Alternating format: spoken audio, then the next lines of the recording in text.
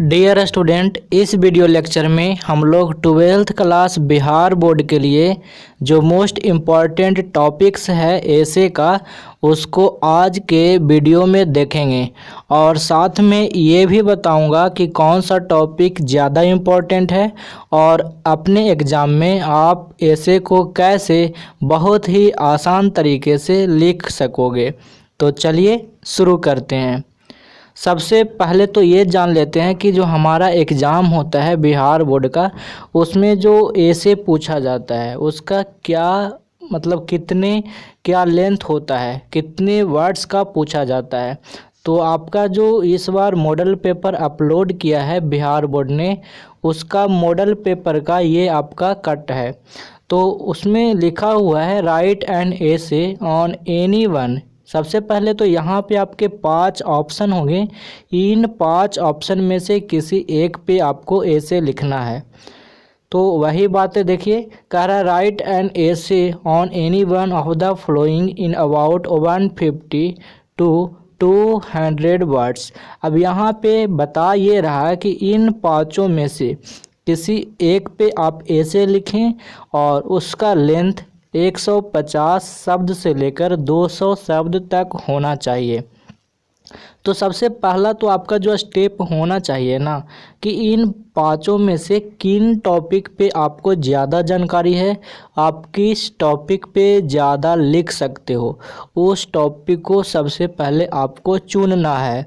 क्योंकि या तो आप टेलीविज़न पर लिखो, इम्पोर्टेंस ऑफ ट्रीज पे, the book you like most, या फिर कोविड-19 एंड एजुकेशन, या फिर honesty is the best policy.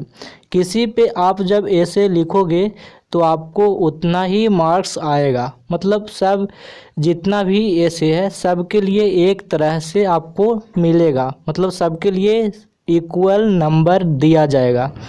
तो इसमें से आपको एक ही लिखना है। तो हम क्या करेंगे कि जिस टॉपिक के बारे में हमें ज़्यादा जानकारी होगा उसे चुन लेंगे और उसके बारे में लिखेंगे। अब बात ये आ जाती है कि कितना लाइन लिखेंगे। तो जैसे ही यहाँ पे बोला है 150 to 200 वर्ड्स, इसका मतलब है कि आप 25 लाइन से लेकर 30 लाइन तक लिखोगे। एक लाइन में आप लगा लीजिए कि 6 to 8 वर्ड होता है, मतलब 6 से 8 शब्द। तो अगर आप 25 लाइन लिखते हो तो 25 में 6 से गुना करोगे तो आ जाएगा 150। तो उसी के बीच में लिखना है, 10-15 वर्ड्स आगे पीछे हो सकते हैं। अब यहाँ पे सबसे बड़ी प्रॉब्लम होता है कि एसे को लिखें कैसे, क्या पॉइंट होना चाहिए। तो सबसे पहले जो एसे राइटिंग का जो टिप्स है ना, वो वाले वीडियो आप देख लीजिएगा, काफ़ी इम्पोर्टेंट है और बहुत अच्छे से मैं आपको इस वीडियो में बताया हूँ कि एसे को बिल्कुल आसान तरीके से कैसे लिखा जा सकता है। अगर आप एवरेज स्टूडेंट हो ना, फिर भी आप एसे को बहुत अच्छे तरीके से आप लिख सकते हो। तो आप इस वीडियो को देख लीजिएगा, इसका लिंक नीचे डिस्क्रिप्शन बॉक्स में या फिर कमेंट बॉक्स में दे दूँगा। अब बात सबसे पहले कर लेता हूं कि कौन कौन से जो टॉपिक है जो इम्पोर्टेंट है आपके एग्ज़ाम के लिए। तो सबसे पहला जो टॉपिक है कोविड-19 और कोरोना वायरस, ये काफ़ी इम्पोर्टेंट है, इसको आप तैयार करके जाइएगा। और अगर चाहते हैं कि आपका ये ऐसे लिखा हुआ मिल जाए तो आप टेलीग्राम चैनल ज्वाइन कर लीजिएगा बीरबल प्रसाद सर का। उस पर मैं आपको ये सारे पॉइंट का ऐसे अभी 1-2 घंटे बाद डाल दूंगा, ठीक है। दूसरा, ये जो दूसरा पॉइंट है, ये जो इम्पोर्टेंट है दूसरा टॉपिक, ये है डिसिप्लिन। जिस टाइप से लिखा हुआ है ना उसी टाइप से इम्पोर्टेंट है। तो आप सबको अपने घर पे प्रैक्टिस करके जाना, ठीक है। यहाँ पे जो 8 पॉइंट तक है ये काफ़ी इम्पोर्टेंट है। तो तीसरा जो टॉपिक है वह है राइजिंग प्राइस, मतलब जो प्राइस है वो बढ़ जाता है, उस पे लिखना है। और चौथा टॉपिक है अनएम्प्लॉयमेंट या फिर अनएम्प्लॉयमेंट इन इंडिया, ठीक है। और पांचवा जो टॉपिक है वो है करप्शन इन इंडिया। तो ये 5 जो टॉपिक हैं ऊपर के 5 ये काफ़ी इम्पोर्टेंट है, क्योंकि आपको पता है कोविड-19 और कोरोना वायरस ये काफ़ी न्यूज में है अभी और रहा है भी, और डिसिप्लिन बिहार बोर्ड का काफ़ी फेवरेट टॉपिक है, और राइजिंग प्राइस भी काफ़ी फेवरेट है और आएगा भी, क्योंकि अभी बिहार में बहुत सारे जो वस्तुएं हैं उनके दाम काफ़ी बढ़ गए हैं, और बिहार काफ़ी न्यूज में रहा है। जब कोरोना वायरस में मज़दूर अपने घर लौट रहे थे तो यहाँ पे अनएम्प्लॉयमेंट के लेकर बहुत सारा न्यूज आया है, तो ये भी आपको इस बार काफ़ी इम्पोर्टेंट हो जाता है। और बिहार की बात करें तो करप्शन में इसका नाम बहुत ऊपर है, तो ये भी काफ़ी इम्पोर्टेंट है। तो 5 नंबर तक जो टॉपिक है ना उसे आप कंप्लीट करके जाइएगा, ठीक है। अब उसके बाद का जो टॉपिक है 6, 7, 8, 9, 10 ये सब ना अगर आपको टाइम मिले तो आप इसे ज़रूर देखिएगा। तो छठा टॉपिक है the book you like most, और 7वां है इम्पोर्टेंस ऑफ ट्रीज, और 8वां हो गया पॉल्यूशन बोलो या फिर ग्लोबल वार्मिंग, एक दूसरे से रिलेटेड है, ठीक है, या फिर इन्वायरमेंटल पॉल्यूशन। तो इन्वायरमेंटल जो पॉल्यूशन है ये तीनों एक दूसरे से रिलेटेड है, ठीक है। आगे हो गया आपका might is right, work is worship, unity is strength, honesty is the best policy. ये चारों एक कैटेगरी के ऐसे हैं, तो आप ना इतना ज़रूर करके जाना। ऊपर के 5 काफ़ी इम्पोर्टेंट है। अब मैं आपको ये तो बता दिया कि ऐसे राइटिंग का टिप्स आप कहाँ से सीखोगे, तो मैंने पहले ही ऑलरेडी वीडियो बना रखा है, तो फिर से आपको नहीं बताऊंगा, आपको यहाँ से ही देखना पड़ेगा। अब मैं आपको यहाँ पे काफ़ी इम्पोर्टेंट जो टॉपिक है इस बार एग्ज़ाम के लिए, कोरोना वायरस और कोविड-19, इसको मैं आपको करवा रहा हूँ, इस वीडियो में मैं आपको करवाऊँगा। तो चलिए इसको देखते हैं। तो सबसे पहले आप इंट्रोडक्शन लिखोगे। ऑफ कोर्स आप अपने एग्ज़ाम में ये बातें नहीं लिखोगे कि इंट्रोडक्शन लिख रहे हैं, ठीक है, बस मैं आपको यहाँ पे समझाने के लिए लिखा हूँ। तो चलिए आपको देखते हैं। कोविड-19 is an infectious disease caused by a newly discovered corona virus. तो कोविड-19 एक प्रकार का डिजीज है, एक बीमारी है जो कि नया खोजा गया वायरस कोरोना वायरस से फैलता है या फिर होता है। आगे लिखा हुआ है this virus was identified in 2019 in Wuhan China. ये जो वायरस है 2019 में चाइना के वुहान सिटी में पाया गया था, सबसे पहले वहीं मिला था। द वर्ल्ड हेल्थ ऑर्गेनाइजेशन, ये तो आपको पता होगा, आप लोग तो कोरोना के काफ़ी न्यूज़ सुने होंगे। तो जो WHO है ना, मैंने शॉर्टकट में भी लिख दिया है, हैज़ डिक्लेयर्ड, मतलब उसने जो WHO है ना उसने घोषणा कर दी है किस चीज़ के, कि कोविड-19 जो बीमारी है ना एक पेंडेमिक है। पेंडेमिक बोलते हैं महामारी जो कि बहुत बड़े एरिया में फैल जाता है। कोई भी बीमारी जो कि बहुत बड़े एरिया में ग्लोबली पूरे वर्ल्ड में, या फिर आप ऐसे लगा लो कि 10 या 12 कंट्री में भी फैल जाएगा तो उसे हम पेंडेमिक कहेंगे, ठीक है, काफ़ी लार्ज एरिया होता है। तो WHO ने कोविड-19 को एक पेंडेमिक बताया है। द वायरस दैट कॉजेज कोविड-19, कहता वो वायरस जो कि कोविड-19 का बीमारी लगाता है, इज मेनली ट्रांसमिटेड, मतलब जो ये मुख्य रूप से जो फैलता है थ्रू ड्रॉपलेट। ड्रॉपलेट क्या होता है, जब आप खांसते हो, जब आप सांस लेते हो, जब आप छींकते हो तो आपके मुंह से, आपके नाक से कुछ ड्रॉपलेट निकलते हैं, मतलब वाटर की कुछ बूंदे निकलते हैं बहुत छोटे छोटे। तो वही कह रहा है कि थ्रू ड्रॉपलेट जेनरेटेड, मतलब उस ड्रॉपलेट से फैलता है, ज़्यादा ट्रांसमिटेड होता है, जो कि जेनरेट होता है कहाँ से, when an infected person coughs, जब कोई संक्रमित व्यक्ति कफ करता है, खांसता है, छींकता है या फिर बाहर सांस छोड़ता है, एक्सहेल, ठीक है। तो ये था कोविड-19 का इंट्रोडक्शन। अब जब हम इसको लिखेंगे तो जैसे मैंने आपको ऐसे की राइटिंग टिप्स में बताया है कि आप कैसे बहुत ही आसान तरीके से ऐसे को लिख सकते हैं। तो अगला आपका पॉइंट यहाँ पे होगा इस केस में सिम्टम्स को, मतलब जो कोविड-19 है इसके कुछ सिम्टम भी तो होंगे ना। तो मैंने यहाँ पे लिखा है मोस्ट कॉमन सिम्टम्स। तो जो ज़्यादा जो कॉमन जो इनका लक्षण है आर सीन, मतलब वो देखा जाता है कि इसमें बुखार आता है, ड्राई कफ होता है, सूखी खांसी, या फिर थकान होता है, टायर्डनेस होता है। तो आपको इस तरीके से यहाँ पे लिखना होगा, ठीक है। उसके बाद मैंने लिखा है corona virus is typically affect the respiratory system. तो जो कोरोना वायरस होता है वो मेनली किसको अफेक्ट करता है, तो रिस्पायरेटरी सिस्टम को, हमारा श्वसन तंत्र को। Causing symptoms such as coughing, और इससे जो सिम्टम्स जो निकल कर आते हैं लक्षण, वो कफ का होता है, और साथ में शॉर्टनेस ऑफ ब्रीथ होता है, मतलब कि आप जल्दी से मतलब आप सांस नहीं ले पाते हैं, उसमें परेशानियाँ आती है। Some people including older adults, अब कुछ जो ऐसे पीपल हैं जो यहाँ पे स्पेशली बोला है कि ओल्डर जो अडल्ट्स हैं are at risk of severe illness. Severe illness का कहने का मतलब कि खतरनाक इलनेस यहाँ पे देखने को मिलता है ओल्डर अडल्ट्स में फ्रॉम दीज वायरसेस, ठीक है। तो ये जो वायरस है कोरोना वायरस, इसमें ज़्यादा जो अफेक्टेड जो लोग हैं, मतलब ज़्यादा ये अडल्ट को ही, ओल्ड पीपल को ही अफेक्ट किया है।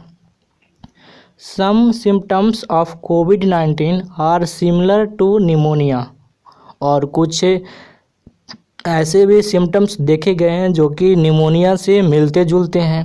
It affects different people in different ways. आपने देखा होगा कि बहुत से ऐसे लोग हैं जिनको कोविड-19 हुआ और वो ठीक भी हो गए, और बहुत से ऐसे लोग हैं जिनको कोविड-19 हुआ और वो भगवान के प्यारे भी हो गए, और बहुत से ऐसे लोग हैं जिनको कोविड-19 हुआ और पता भी नहीं चला। तो यह इसमें ये देखा गया कि ये जो क्या करता है ना कि अलग अलग तरह के जो कैटेगरी के लोग हैं, जैसे कोई पहले से बीमार हैं या फिर कोई ज़्यादा बूढ़े हैं, तो उनको ये वायरस ज़्यादा अफेक्ट कर रहा है। मतलब ना कि अलग अलग तरह के लोगों को अलग अलग तरीके से ये अफेक्ट करता है। तो आपने यहाँ पे देखा इसका ये क्या था, इसका ये था सिम्टम्स। अब इसका प्रिवेंशन है, मतलब इसको हम बचाव कैसे करेंगे, इसको फैलने से रोकेंगे कैसे। तो चलिए इसको देखते हैं। The best way to prevent and slow down. Slow down का मतलब होता है कि कम करेंगे उस चीज़ को, मतलब जो ट्रांसमिशन है जो तेज़ी से फैल रहा है, तो उसका जब स्लो डाउन करेंगे तो वही बात लिखा हुआ है कि the best way to prevent and slow down transmission of this virus is to maintain social distance. तो सबसे तो मेन इम्पॉर्टेंट यही बात है कि अगर हम कोरोना वायरस से बचना चाहेंगे तो हमें ये तो मेंटेन करना ही होगा सोशल डिस्टेंस को, तभी तो हम उससे बच पाएंगे। सबसे मेन जो प्राइमरी जो चीज़ है यही है। उसके बाद आगे लिखा हुआ है protect your self and others, और अपने आप को अगर आप प्रोटेक्ट करना चाहते हो या फिर आप मार्केट गए आप दूसरे को भी बचाना चाहते हो, क्योंकि अगर आपको हुआ तो आप छीकोगे तो सामने वालों को भी होगा ना।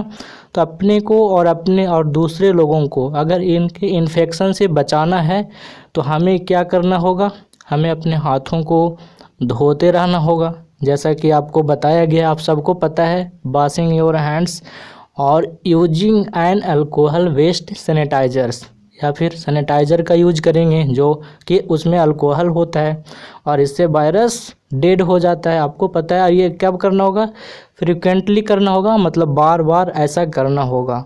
And not touching your face, और हम अपने फेस को टच करने से बचेंगे।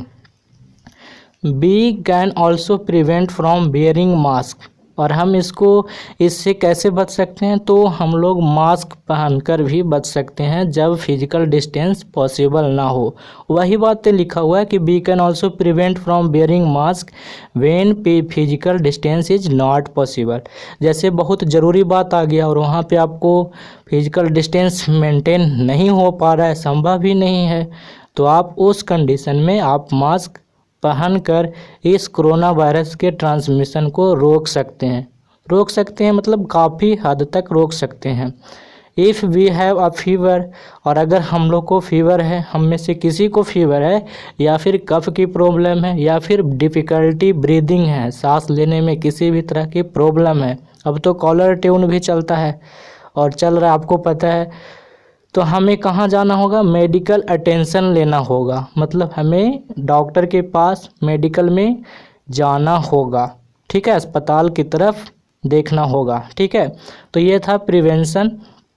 अब आप कोई भी ऐसे लिखोगे तो उसके लास्ट में कंक्लूजन होना चाहिए।